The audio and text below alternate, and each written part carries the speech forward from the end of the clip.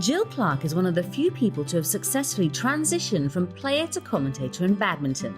The six-time Commonwealth Games gold medalist turned to the microphone after calling time on her illustrious career and is now regarded by many as the voice of badminton. At the request of her many fans from around the world, Gill answers some of their burning questions about her work.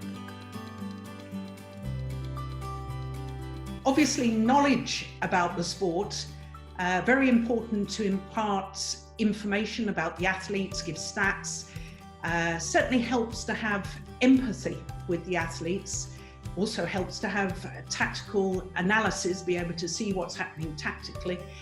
Essential to have good delivery, being able to articulate enough to express yourself clearly. And I think it's also important to have timing.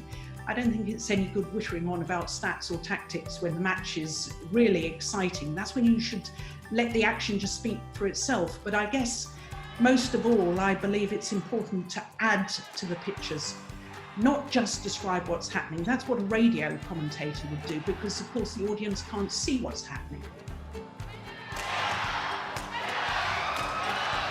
Unbelievable, that was going out the back. What a rally. I don't believe it. Absolutely amazing.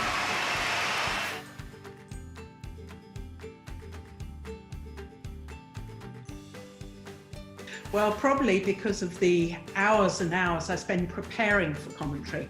I have a whole database of what I hope will be interesting stats, and preparing those stats actually takes an awful lot of time, because whilst I get all my information from the internet, it's not always in the format that I think will be that interesting. So you have to pull it out and decipher it from all that information that's out there to put it in a form that I think might be interesting for the viewers.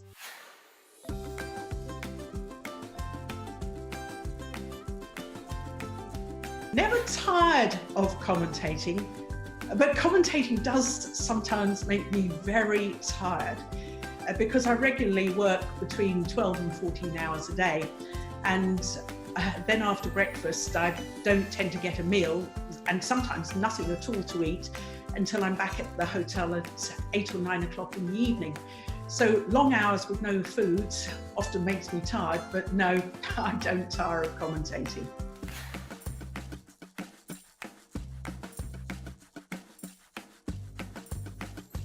The long hours, the fact that we don't get the order of play, so we don't know which matches we will commentate on until very late at night, the day before the commentary is going to take place. So obviously I can't start my research or prep until I know which matches are on the TV court, and I think that's probably the most challenging part.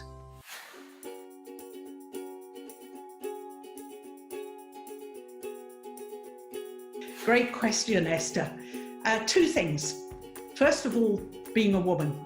And when I first started as a lead commentator, and perhaps I should explain the difference between a lead commentator and a colour commentator. The lead commentator does the introductions, gives all the stats, and actually leads where the commentary is going to go by asking questions of the colour commentator, in my instance either Steen or Morton, and therefore I control in what direction the commentary will go by those questions. And when I first started being a lead commentator, there was plenty of female sports presenters and reporters. Most of them are in front of the camera. Plenty of female colour or expert commentators. But I think I was probably one of the first female lead commentators, and it's still regarded very much as male domain. Secondly, I think that whilst I personally believe that my background as a former world #1 badminton player is an advantage, I think some of the decision makers about who does the commentary believe that because of my sporting background that I cannot be a professional broadcaster, and therefore I shouldn't be the lead commentator, I should be the colour commentator. But it's interesting because I competed as a professional player for 15 years. I've been a broadcaster for 25 years. broadcasting is my main career. It's not playing badminton.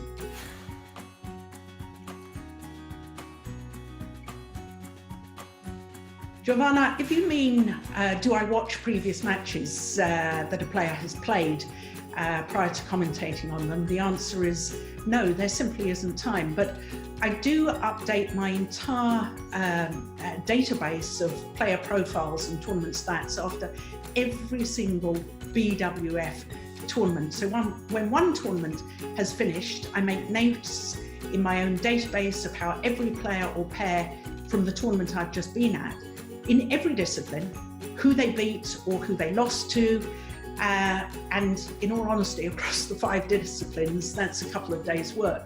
So I usually do that both on the flight from one tournament to the next, and also on the non-commentary day in between previous tournaments. And that's how I have such detailed stats on all previous results from all players and pairs.